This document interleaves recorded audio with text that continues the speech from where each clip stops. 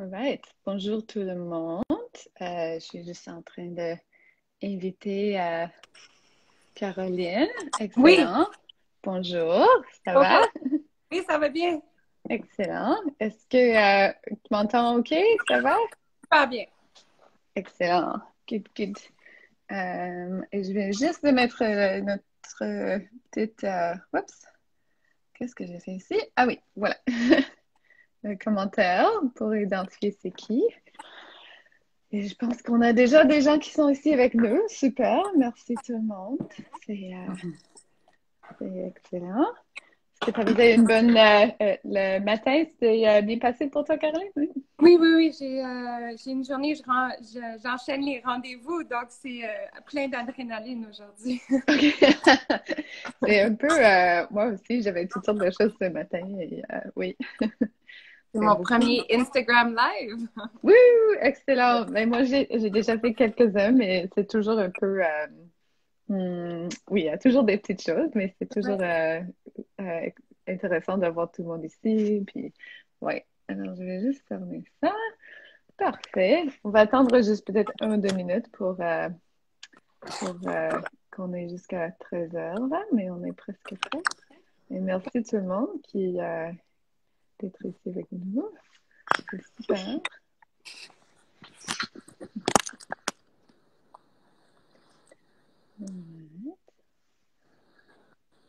Alors, ben, peut-être on peut commencer.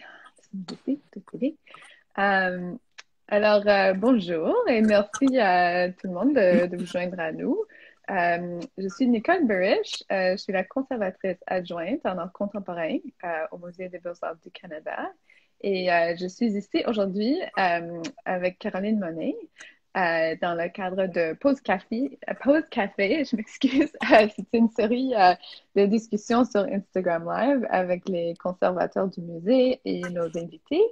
Et avec cette série, nous avons eu la chance de visiter et discuter avec des employés du musée, nos collègues à travers le pays, et maintenant aussi avec des membres de la communauté artistique, un peu à travers le pays partout. Et je suis tellement contente et honorée d'être ici aujourd'hui avec Caroline Monet. C'est une artiste originaire de Gatineau, de la région ici, et en fait basée maintenant à Montréal, mais elle passe un peu de temps ici aussi. Alors, bienvenue Caroline, ça va? Merci. Merci de l'invitation. Oui, ça va. Excellent. Et alors, nous sommes ensemble dans cet espace virtuel. J'aimerais quand même reconnaître que nous sommes situés sur la Terre, dans le monde réel. Et pour moi, je crois que nous sommes tous les deux dans la région ici, sur les territoires traditionnels et non cédés du peuple Anishinaabe algonquin. Je suis très reconnaissante d'être ici et de reconnaître ces peuples comme les gardiennes des terres et des eaux ici. Euh, Peut-être mentionner aussi que moi et Caroline, la discussion qu'on va faire aujourd'hui, c'est de continuer un peu la dernière épisode de Pause Café que mes collègues Jonathan et Christine ont fait il y a 2 semaines. Et c'est vraiment pour marquer la fin de l'exposition Abedaquene, Continuous Fire for Continual, une exposition majeure et très importante de l'art contemporain autochtone qui se vient juste de fermer le 4 octobre et ça inclut des œuvres de plus de 70 artistes qui appartenaient à quelques 40 nations, ethnies et tribus et 16 pays dans le Canada et dans lequel Caroline participait comme artiste avec une installation formidable que nous allons discuter dans un instant ici. Euh, mais pour commencer, Caroline, peut-être j'aimerais bien que tu nous parles un peu de toi-même, ta pratique, tes influences. Je sais que tu es quelqu'un qui travaille avec beaucoup de médiums comme cinéaste, comme artiste visuel. Tu as une pratique vraiment très, avec beaucoup de différents aspects. Oui, c'est vrai, je touche beaucoup de médiums différents. Mais j'ai pas étudié formellement dans les arts. Moi, j'ai grandi à Elmer, Québec, donc pas très loin de Ottawa, mais aussi en Bretagne. Ma mère est Anishinaabe de Kitikani-Zibi, donc Maniwaki au nord d'Ottawa, et mon père est français. Puis j'ai commencé par faire des études en sociologie et communication.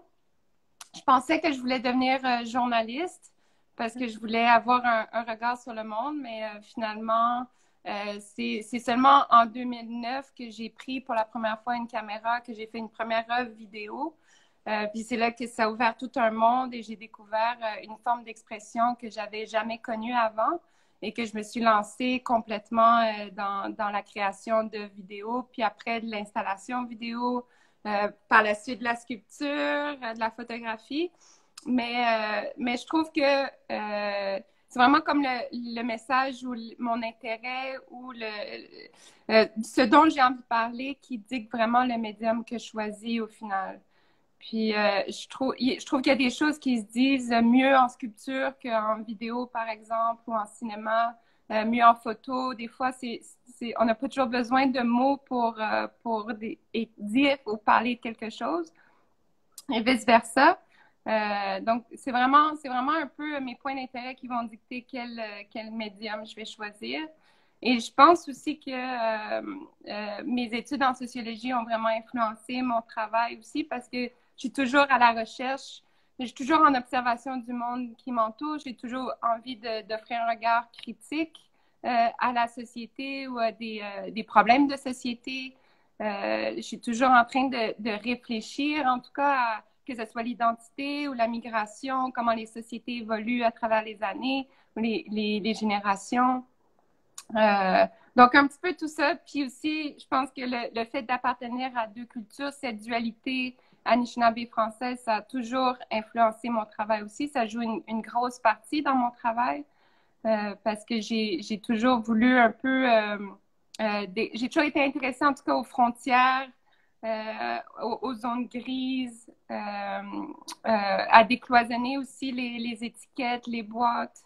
Moi, j'ai grandi du côté du Québec, mais j'allais à l'école à Ottawa. Donc, il fallait que je traverse la frontière du Québec, de l'Ontario tous les jours. J'étais francophone, mais puis la famille de ma mère parle anglais. Donc, il y a toujours eu un peu avoir un pied dans deux mondes, d'essayer de s'adapter, de pas jamais vraiment être à la bonne place, mais de vouloir essayer d'explorer plusieurs mondes. Puis, c'est ça. J'ai quand même aussi passé 5 ans à Winnipeg avant de revenir à Montréal. Donc, ça a été très formateur aussi. C'est là-bas que j'ai commencé à devenir artiste ou à essayer, en tout cas, de m'exprimer avec la vidéo. Puis là, maintenant, ça fait 7 ans maintenant que je suis revenue à Montréal, au Québec. Super. Alors, c'est vraiment oui, cet aspect d'avoir différentes façons de travailler avec différents matériels et différents sujets. Euh, on voit ça dans ton travail beaucoup. Et aussi, j'aime bien cette idée que la formation en sociologie, ça fait une partie de l'aspect critique que tu amènes dans ton travail. Et aussi cet aspect de voyage ou d'exister entre différentes sociétés ou entre différentes identités qui nous amène, je pense, d'une bonne façon à l'œuvre que tu as montrée dans l'exposition Abedakone. Ouais. C'est en fait c'est deux œuvres, mais qui sont rejointes dans une installation ensemble. Transatlantic, une vidéo transatlantique, et Proximal, sculpture. Et je vais essayer de partager maintenant une photo, des images de ça. Attends une minute, c'est toujours un peu nouveau pour moi. Voilà, OK. Alors, on voit ma tête, mais ignorez ça un peu. Vous pouvez voir l'œuvre comme c'était installé.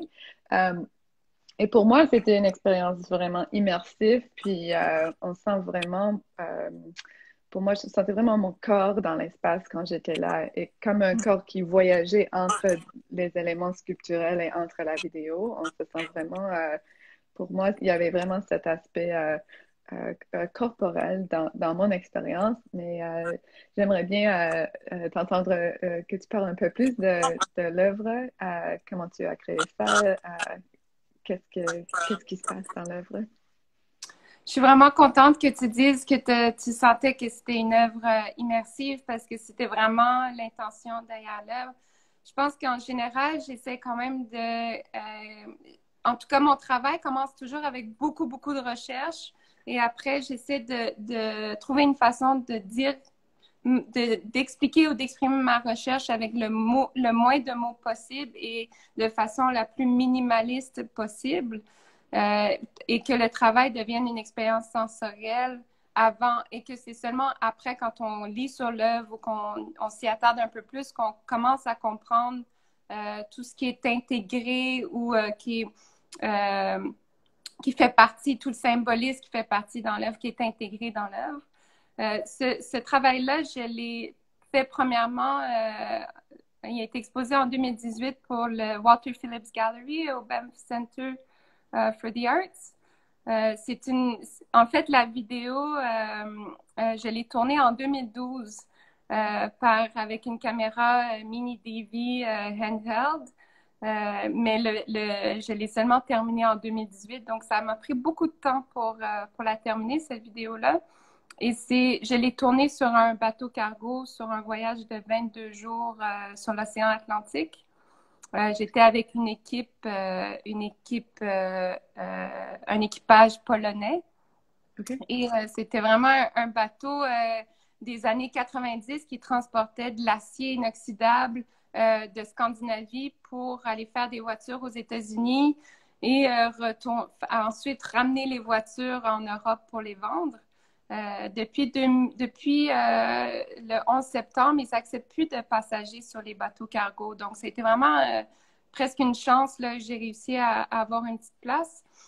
Puis, à la base, ce travail-là, je voulais trouver, tu sais, quand on dit que l'identité est intrinsèque à la géographie où on appartient, au territoire qu'on appartient. Mais qu'est-ce qui se passe quand on vient de deux territoires distincts? Moi, j'ai grandi autant en Bretagne qu'en Outaouais. Je me sens autant attachée aux deux territoires. Je me sens autant française qu'Anishinaabe. Donc, quelle est cette identité-là canadienne? Puis les gens vont dire que c'est une identité métisse. Moi, je voulais utiliser l'océan Atlantique comme étant un point de rencontre pour les deux côtés de mes ancêtres de se rencontrer. Et puis, finalement, en prenant ce voyage-là avec un bateau cargo, je me suis rendu compte que ça pouvait aller beaucoup plus loin. Je pouvais explorer l'océan Atlantique comme un lieu de passage. Bien sûr, c'est l'ancienne route mythologique des colons, mais c'est un lieu où il y a eu de la guerre. C'est un lieu de migration. C'est un lieu où les gens ont forgé des espoirs. Il y a eu des peines aussi. C'est quand même 1/5 de la planète Terre qui est occupée par l'océan Atlantique. Et ce que je disais justement de transporter de l'acier pour faire des voitures, de l'acier aux États-Unis, cette idée de profit économique aussi et d'échange économique, qu'est-ce qui est profitable en fait? Économiquement, c'est plus profitable de faire ce voyage 2-3 fois en bateau alors qu'on sait très bien que d'un point de vue environnemental, c'est pas profitable du tout. Donc, toutes ces choses-là ont commencé à émerger dans le travail et c'était une façon pour moi aussi de parler de communication entre les nations, ou en fait de manque de communication entre les nations. L'exposition que j'avais présentée au Banff Center s'appelait Like Ships in the Night. Donc, cette idée de rencontre qui n'a jamais eu lieu ou qui aurait pu avoir lieu et qui finalement n'a jamais porté fruit de façon positive. Et c'est sûr que c'est une critique un peu de la relation entre les Autochtones et non-Autochtones au Canada. La vidéo se fait beaucoup avec un effet de miroir aussi, donc cette idée de rencontre entre deux mondes. Qu'est-ce que je peux dire d'autre aussi? Il y a beaucoup d'espaces dans la vidéo qui rappellent un peu les tests de personnalité ou les tests d'encre. Donc, ça devient très abstrait. Et en fait, c'est parce que je voulais que les gens puissent rentrer dans une espèce de inconscience collective. quand ils rentrent dans l'espace et qu'ils voient la vidéo, ils sont absorbés par une vidéo, par un son aussi. Il y a toute une trame sonore qui accompagne la vidéo, mais qu'on puisse se perdre. La vidéo fait quand même 30 pieds de long. On appelle ça, c'est quand même grand format, assez pour qu'on se sente submergé dans l'eau, submergé dans la vidéo. Puis, Oui.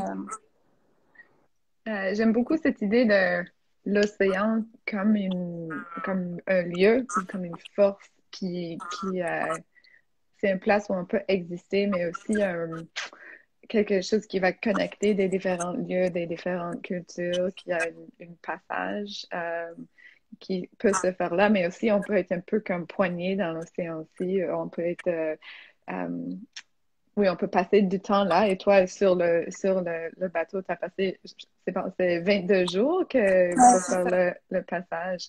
Alors, c'est en même temps une relation avec le temps, mais aussi avec le lieu qu'on voit dans la vidéo aussi. Et peut-être tu peux nous parler aussi de Proxima, les sculptures en béton qui se trouvent dans l'espace aussi. oui, les sculptures en béton, mais déjà proximal, ça veut dire qu'il n'y a aucun point qui est plus près ou plus loin que son centre. Donc, c'est cette idée d'égalité, d'unité aussi. Pour moi, c'est des marqueurs sur le territoire. C'est inspiré un peu en Bretagne, on a des alignements de roches où les gens connaissent plus ça comme Stonehenge, qui sont traditionnellement placés sur le territoire au moment où les courants électriques passent dans la terre. Donc, c'est vraiment des marqueurs de territoire et des marqueurs très, très sacrés, très, très, très importants pour les communautés, pour les gens. Puis, c'est des marqueurs aussi par rapport à des directions du soleil, par rapport aux saisons, par rapport à comment guider nos calendriers. Puis, quand on est en mer 22 jours, tous nos repères disparaissent. L'horizon disparaît.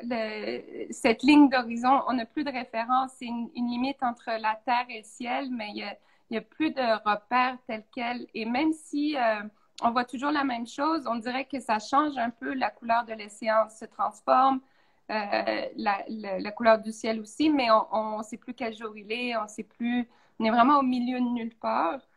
Et je trouvais ça intéressant que ce qui guide un bateau, ça va être, oui, les fréquences de radio, par exemple, qu'on communique avec le monde extérieur, mais aussi souvent plus les astres, donc la Lune, par exemple, ou les étoiles. Donc, c'est pour ça qu'il y a ces sphères en relation avec cette vidéo. C'est pour essayer de ramener une espèce de côté terrestre à cette vidéo qui est très abstraite, en fait. Ouais, et ça nous permet aussi j'aime cette idée de quelque chose qui peut nous orienter dans l'espace, ou qui peut nous donner un peu de direction, comment circuler, comment naviguer dans l'espace en même temps qu'on peut voir la vidéo, qui sont en dialogue. Puis, comme j'ai dit, où on peut placer notre corps dans l'espace. Ça devient un aspect de voyage qu'on fait pour circuler entre ces marqueurs. Je trouve que j'aime Ouais. beaucoup cette idée que ça fait connexion à des systèmes anciennes de marquer l'espace et de communiquer avec la Terre aussi. Ouais. Oui, Absolument. Puis donc les plateformes aussi représentent les 5 plaques tectoniques. Donc ça aussi, ça crée du mouvement. C'est d'essayer de regarder de quoi est fait notre relation, pas seulement d'une nation à une autre, mais de toutes les nations et aussi par rapport aux éléments qui nous entourent. C'est des sculptures qui sont faites en béton, donc qui sont toutes faites en béton à la main, sculptées à la main. Et c'est pour amener ce côté pas traditionnel, mais industriel. oui. Je suis quand même partie de Amsterdam ou du port industriel IJmuiden, qui est pas très loin d'Amsterdam, à une demi-heure d'Amsterdam. Extrêmement industriel, que des bateaux cargo, un chantier vraiment de l'industrie. D'être à bord de ce bateau-là qui est fait en fer, qu'on sent vraiment que c'est une machine qui roule, qui est très intense. et d'arriver après finalement dans ce voyage qui est comme presque initiatique, 22 jours sur l'océan, d'arriver encore dans un autre port industriel comme Montréal. Pour moi, c'était important de ramener ce côté de l'humain.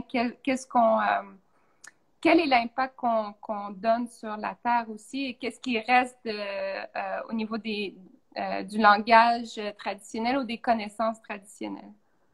Ouais. Les plaques ou les bases pour les sphères sont faites de quoi? C'est quoi le matériel pour...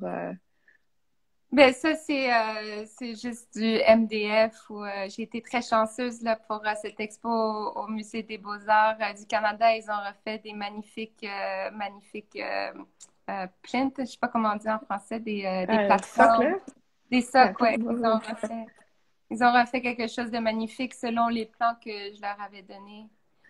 Ah, excellent. Et peut-être c'est bien mentionné que je crois la vidéo et les sculptures sont maintenant dans la collection du musée. C'est une œuvre Oui, qui va rester à Ottawa. On est chanceux. c'est une acquisition.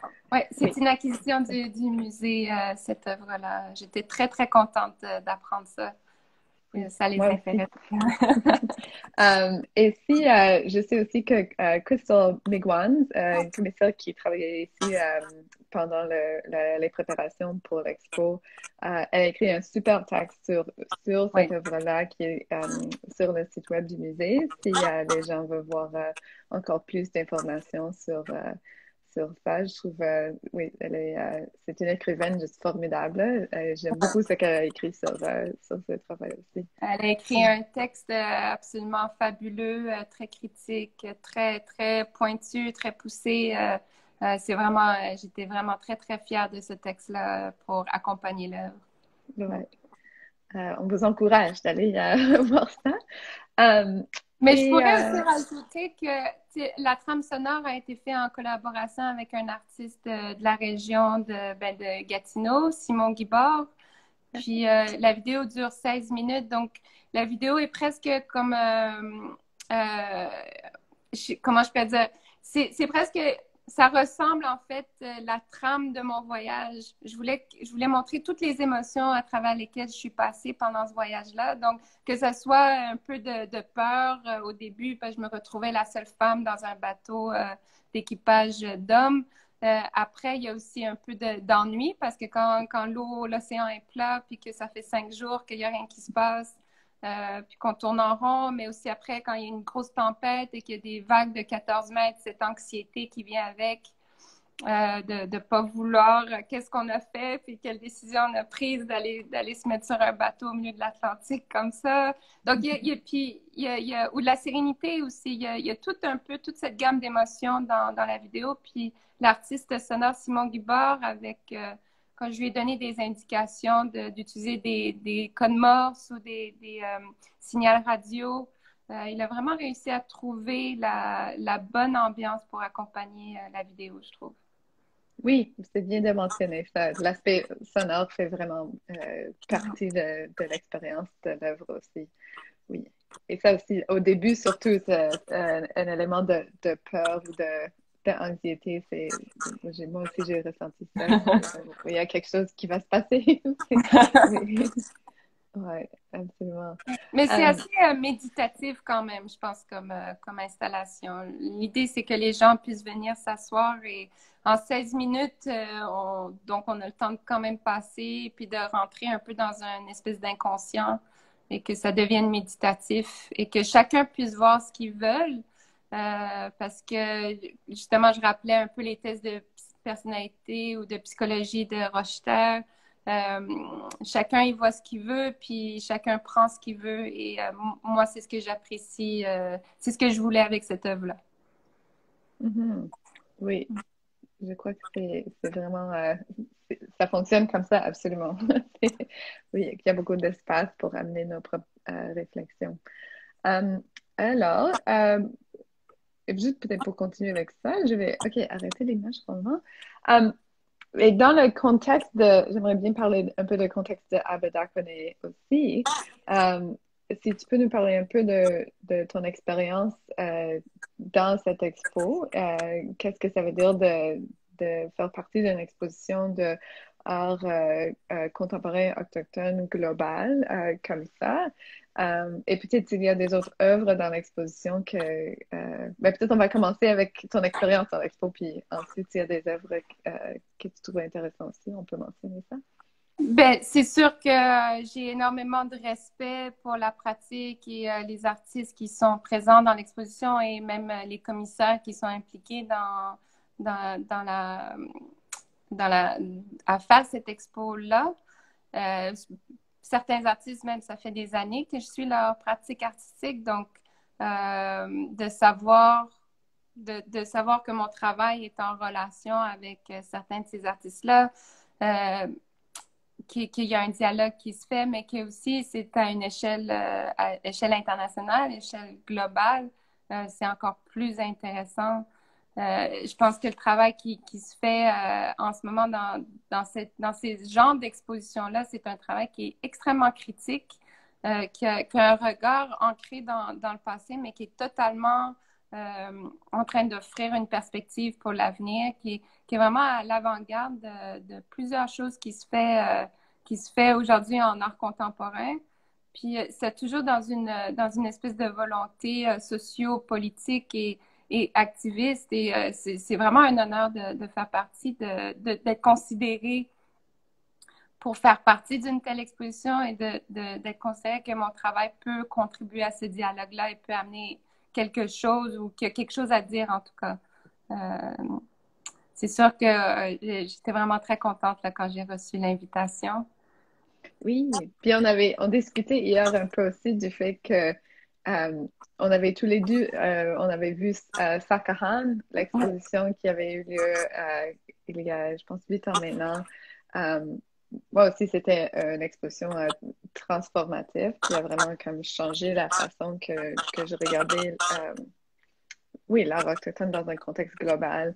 Et que toi aussi, tu avais vu l'expo Sakahan à un moment. Euh, Mais je pense surtout à l'époque de Sakaran, c'était hors de l'ordinaire. Je pense qu'il n'y avait pas eu vraiment d'événements de cette ampleur et de cette envergure qui existait encore.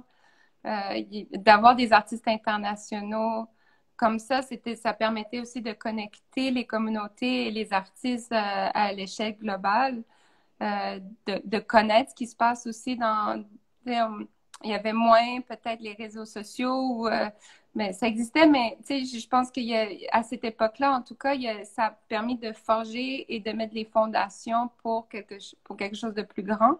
Je me rappelle quand je suis allée au vernissage de Sakaran, je pouvais juste rêver peut-être un jour de faire partie d'une telle exposition.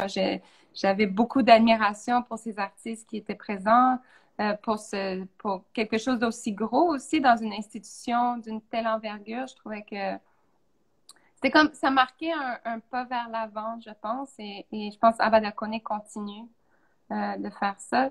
Puis j'étais très fière de faire partie d'Abadakone parce que je l'avais rêvé ou j'avais tellement c'est quelque chose que j'ai tellement souhaité un jour. Puis souvent, en tant qu'artiste, on travaille fort. Puis quand on a des reconnaissances à ce niveau-là, ben ça nous permet de continuer à travailler. Puis ça veut dire qu'on fait quand même quelque chose qui est actuel puis que ça place.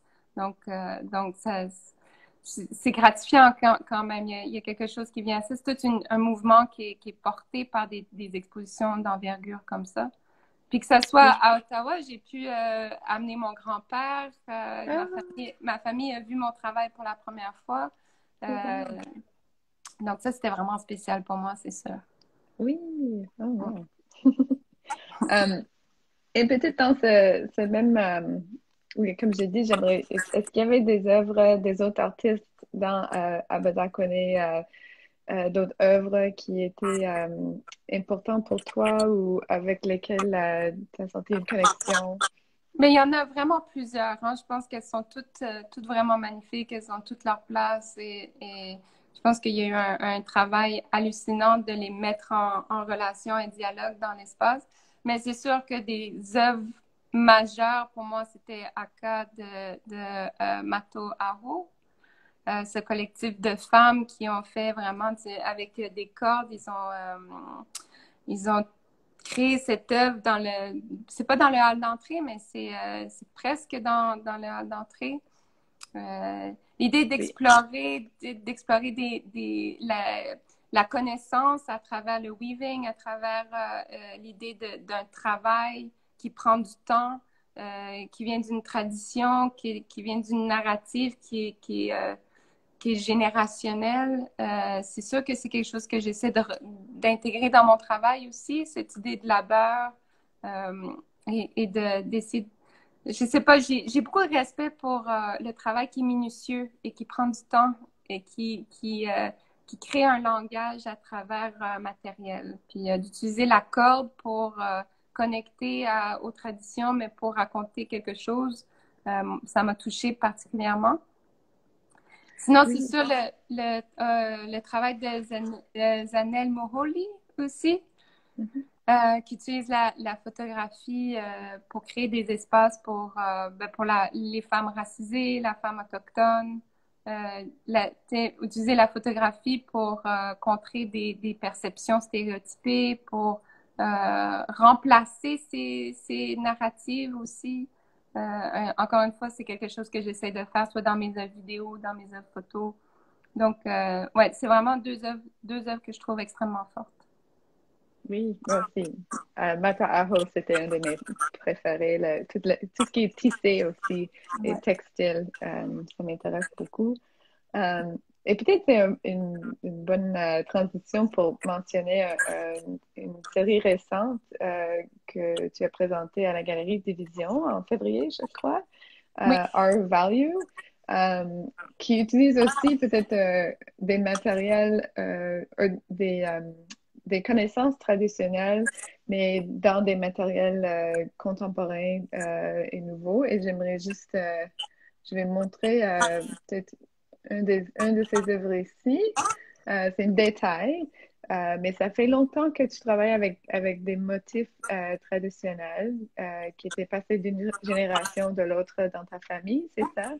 Mais, ouais. C'est des designs qui m'ont été donnés par June Spence. C'est devenu presque une obsession, ces designs-là. Quand elle est décédée, c'était une façon de lui rendre honneur et de rester en connexion avec elle. Et puis, finalement, ça s'est développé, puis ça en est devenu une obsession. Je me les suis appropriés. Ce que je fais, c'est que je les travaille sur ordinateur, premièrement, et c'est inspiré de motifs traditionnels, donc Anishinaabe. Et puis, après, je les remets dans l'ordinateur, je les vectorise dans l'ordinateur et je crée des designs comme ça. Qu'ensuite, je m'inspire aussi de la technique de l'écorce de bouleau, donc qui crée cet effet miroir. La technique d'écorce de bouleau, c'est surtout les Algonquins faisaient des designs avec leurs dents dans l'écorce de bouleau et pliaient un peu comme l'origami, pliaient très, très, très petit. Mais encore aujourd'hui, ça se pratique encore aujourd'hui.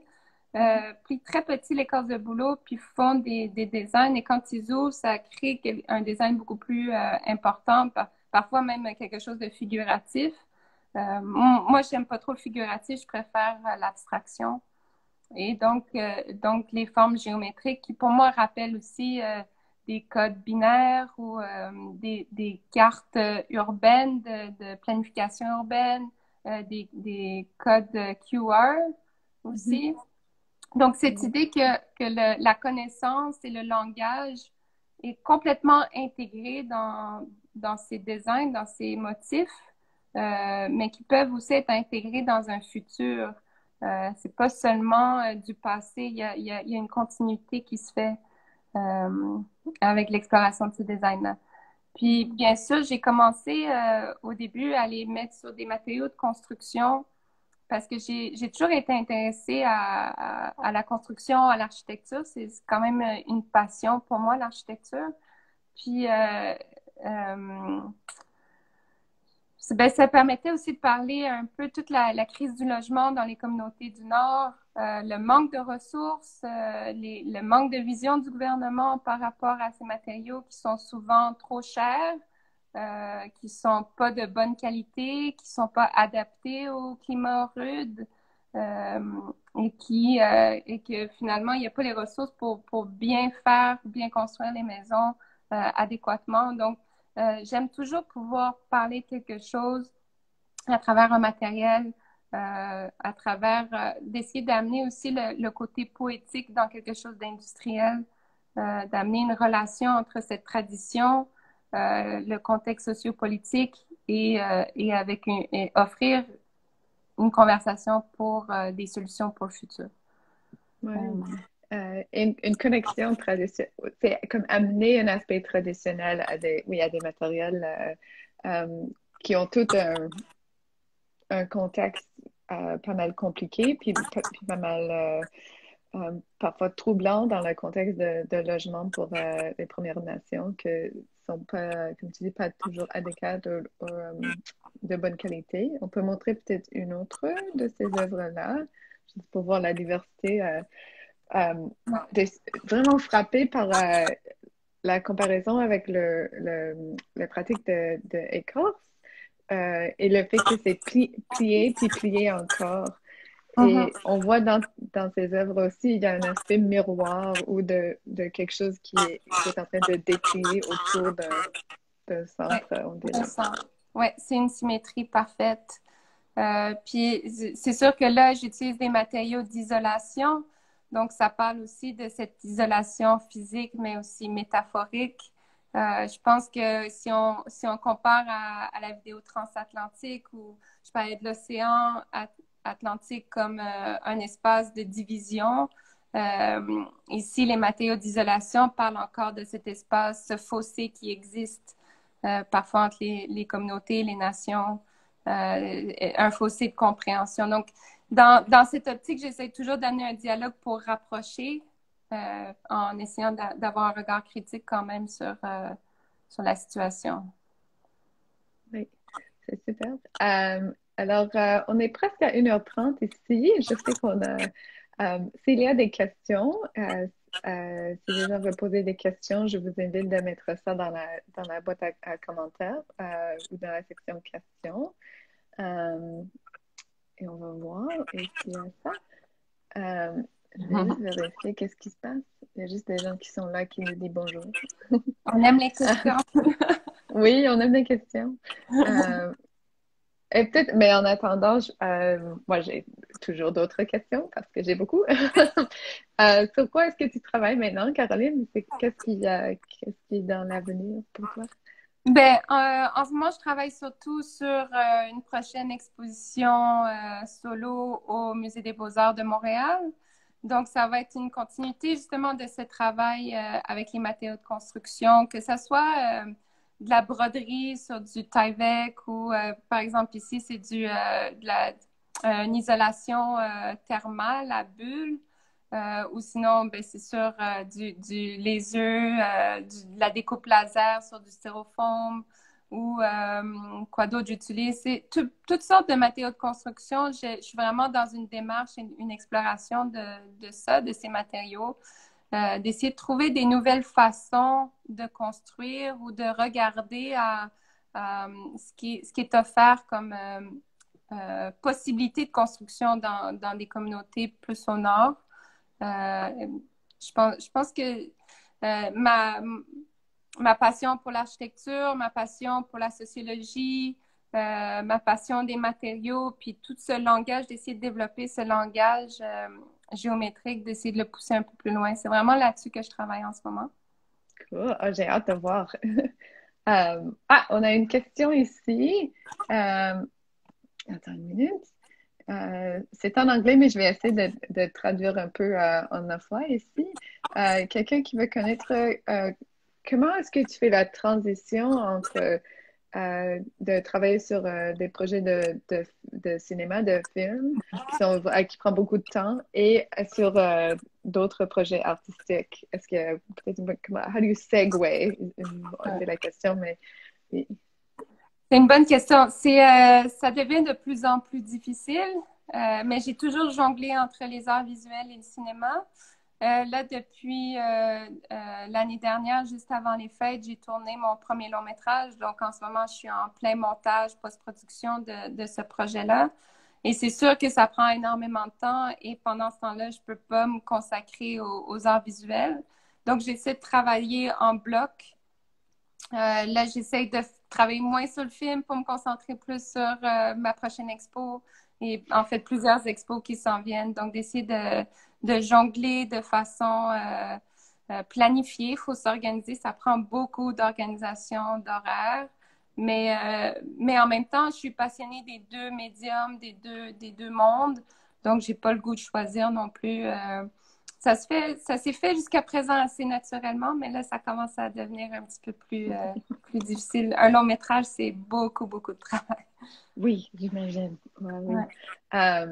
On avait un petit commentaire de Jonathan ici qui voulait aussi mentionner une vidéo dans la collection du musée, un cours que tu avais fait en collaboration avec le NFB, Oui, que moi j'avais le plaisir de voir aussi quand j'étais à New York pour le biennale de Whitney. C'est monté là aussi. C'est tellement bon de le voir là. Félicitations, c'est vraiment... merci. Mhm. Mais Super. oui, c'est une vidéo qui a été faite en 2015. Je suis très, très fière que ça fasse partie de la collection du Musée des Beaux-Arts. Une commande de l'ONF, de l'Office national du film, qui m'a demandé d'aller dans leurs archives, de regarder de 800 films qu'ils ont dans leurs archives et de créer une vidéo de 3 minutes. Donc, c'est sûr que on peut pas tout regarder. Donc, j'ai tapé plutôt des mots-clés comme construire, marcher, avancer. Je voulais montrer je voulais montrer les Premières Nations pas stagnantes, toujours en mouvement. Puis, en fait, surtout, ce que je voulais, c'était que on regarde ce film-là un peu comme si on était plugué à un ordinateur, qu'on on est bombardé d'images et on a le cœur qui commence à s'accélérer. On est un peu, on manque d'air un petit peu, mais on est complètement énergisé à avoir des autochtones à l'écran. Et c'était ça que je voulais.